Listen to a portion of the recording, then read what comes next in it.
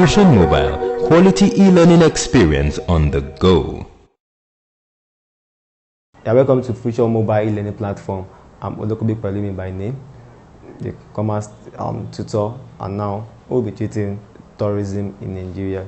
So we'll be looking at the meaning of tourism, we'll be looking at factors favorable for tourism, also we'll be looking at the major tourist center in Nigeria, we'll be looking at justification for tourism, we'll be looking at the advantages of tourism.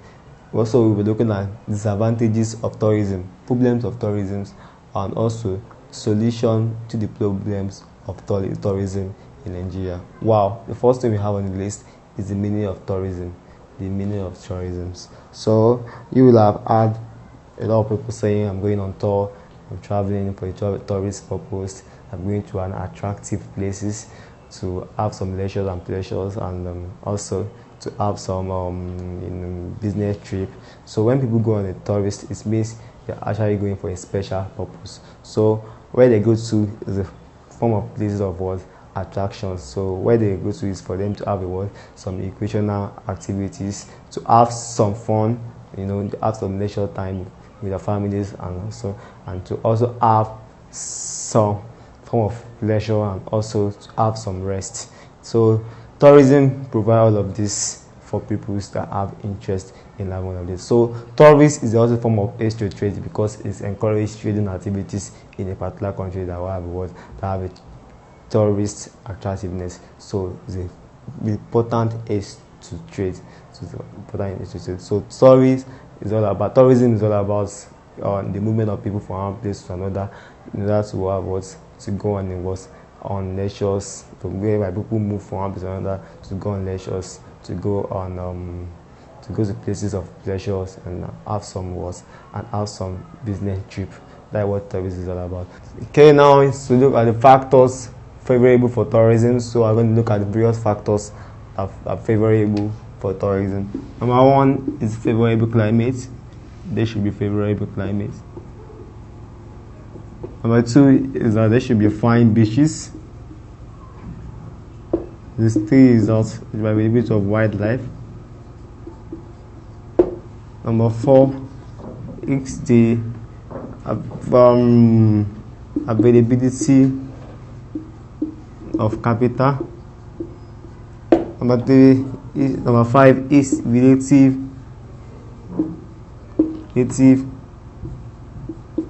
political stability. You can talk as number six as the hospitality of people.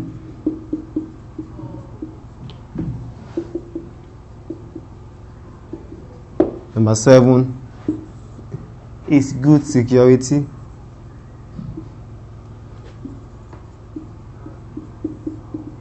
And you can talk of number eight, favorable government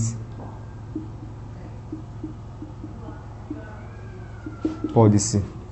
So these are the favorable factors that will help to encourage and move tourism forward. So favorable climate. So an environment with favorable climate will have an environment which is conducive for tourists, and fine beaches, areas in which there are fine beaches like in Lagos, where we have different form of beaches in Lagos. So that also brought about attractiveness to people. So that can be used for that can be used as tourist center. We also have wildlife. We have different types of wildlife in Nigeria, like different games reserves we have in Nigeria.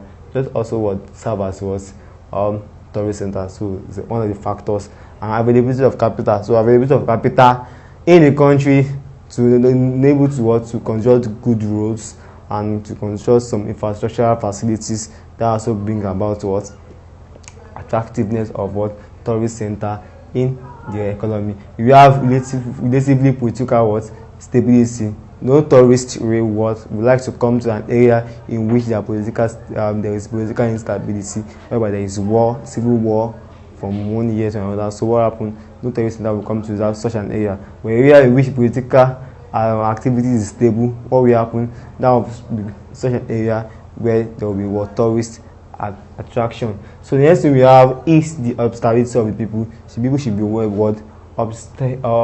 we should be able to welcome those The people should be able to be stable enough to accommodate those that are coming from outside of or those that are coming from tourist activities. They should be able to welcome them and just take them as their guests, and that's what we actually refer to as the stability of the people. Now the next one, we have the good security. There should be enough good security, available security for the people that actually come for tourists in Nigeria. So availability of good security also will serve as a favorable factor for tourists. We also have favorable government policy. So the policies that government make also affect what? Also affect tourists. So affect tourists, and if the government policy is favorable, what will happen? That will serve as favorable factors to tourism. We can also have availability of international standard hotel. So if an hotel is of international standard, what will happen? That will serve as an attractiveness to tourists to come into the country. So we have next on the line, we have major tourist centers in Nigeria. So we have the list of tourist centers we can find in Nigeria. So just a few lists. So we have a lot of tourist centers in the country. So we have just a few lists here. So we have the Azumuni Blue River Rose. That's an error. Azumuni Blue River Rose in Abia State. We also have the Long Juju Shrine of Aroshuku. We have the Yola Municipality. We have the Ibenu Beach in Akwa Ibom State. We have the Yonkari National Park. We also have the Hills of Benue. We have the Lake Chad. We have the Obudu Cattle Ranch in Cross River State. We also have the Tinapa Resort Center. We have the Odumo Rock Tourist Center in Ogun State. We also have the Zuma Rock in Abuja.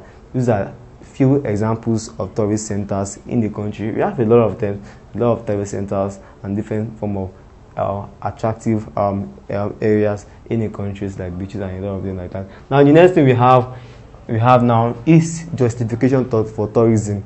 We have three justifications for tourism. We have we have three justifications for tourism. We have leisure. We have leisure. We have recreation. Tourism is for leisure and also is for recreation, and also that tourism is also for education purposes. So what justifies tourism to be a leisure? According to the justification, it means tourism is just serve as an opportunity for someone to have a rest during the time of holidays, for someone to have some fun, and have some relax when someone is not having his job done. So you can just relax, reflect, understand. You can just during the period of holidays, you can relax. So you can visit each of these tourist centers for you to be able to relax and enjoy yourselves during the time of the holiday. That is one of the justifications of tourism. So we also have the recreation. When talking about recreation, it means actually that tourism is actually for recreation. So it's a recreational center in which people can actually have been there for some for some aspect of fun, and also for some pleasure and relax and so on like that. So education also is one of the justifications for tourism. Now tourism is served as an educative areas for people, especially those tourists that are from other countries, that enables them to be able to learn new things about the culture and traditions of the visiting countries. So when different tourists comes from another country, that gives them opportunity to learn about the cultures, the traditions of the visiting country which the tourist is being located. They were able to learn new things which they did not know before. So they will learn a lot of things and something like that. So that is the theory justification we have for tourism, which is leisure. That tourism is when serve at the time where you can so it's actually provided for leisure.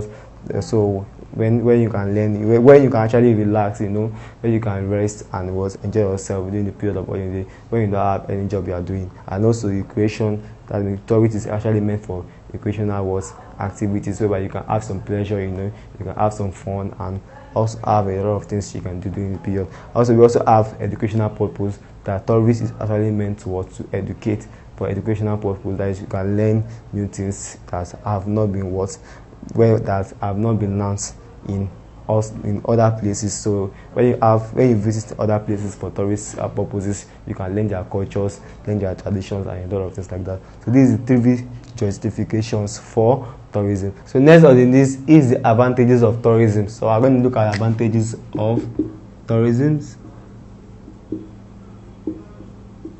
Number 1 is that it increases commercial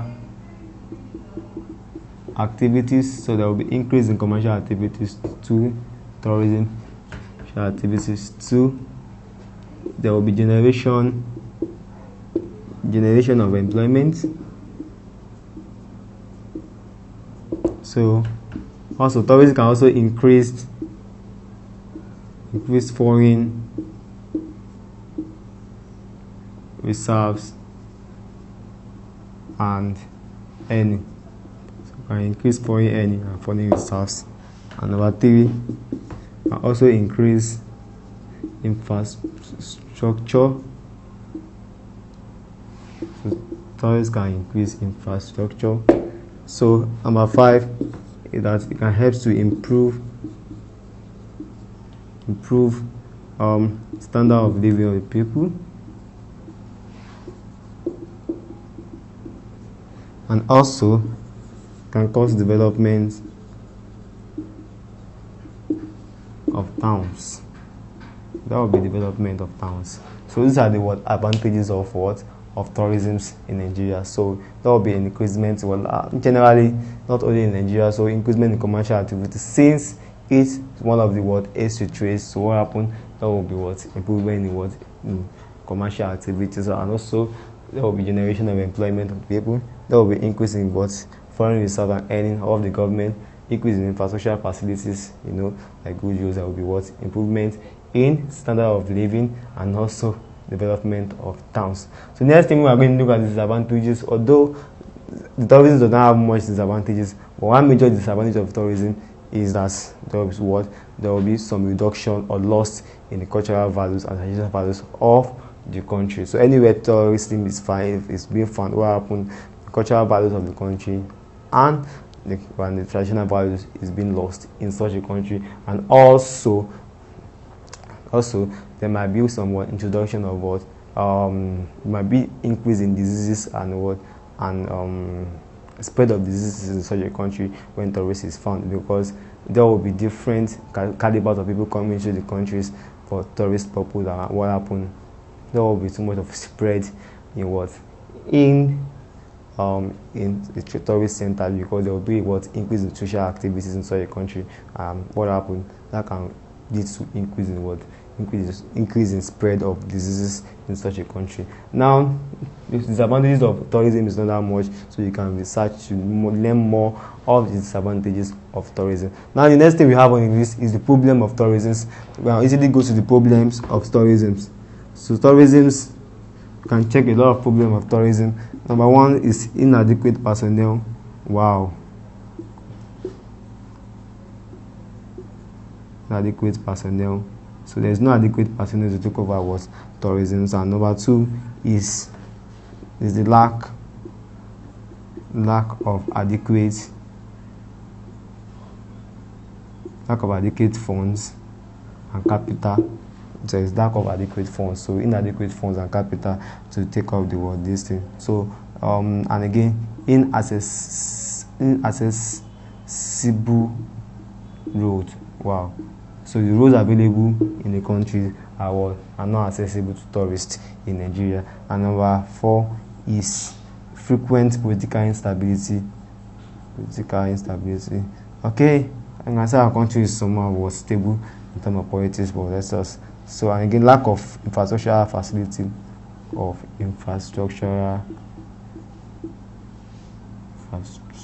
infrastructural facilities. Lack of infrastructural facility. And number 4, lack of securities.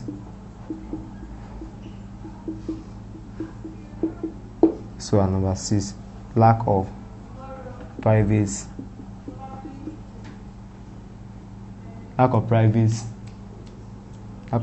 investments. So these are the major problems of tourists in Nigeria. So there's inadequate personnel, there's lack of adequate funds, there's inaccessible roads, and also there is lack of infrastructural facility in the country, and again there's lack of securities and lack of private investment. So solution to the problem of tourists in Nigeria. So to make solution, what happens? They must be checked to all these problems. When a problem is being identified, what happens is the solution. You can know the solution we can find to you. So there must be some adequate personnel, you understand. There must be adequate funds though. So government must be able to source for funds. Government must be able to source for funds, you understand, to invest in tourist center. And then there must be accessible roads. There must be more. Government have to construct more roads, you understand, for it to enable tourists to be able to move about from one place to another in the country. And also there should be infrastructure facilities. There should be enough infrastructure in the country. And again, this problem of securities has to be solved. There should be good security in the country. In other words, for the life and property of the tourists to be secured. And also the next one is that private investment. Government should seek for private investors to invest in tourist attraction and also in tourist centers. So this problem can easily be solved when all of it are checked. So we look at everything about tourists. So we talk about the meaning of tourism. Then after we move to factors favorable for tourism. We look at the major tourist center in Nigeria. We also look at the justification for tourism. Thereafter, we move to advantages of tourism. We talk about the disadvantages of tourism. We thereafter move to problems of tourism, and we look at the solutions to the problems of tourism in Nigeria. So it has been an interesting class with these people. So if you are having any confusion as regards to this topic, do not hesitate to replay the video. And again, some questions will be displayed on your screen as regards to this topic. Do not hesitate to attempt such questions. Thank you.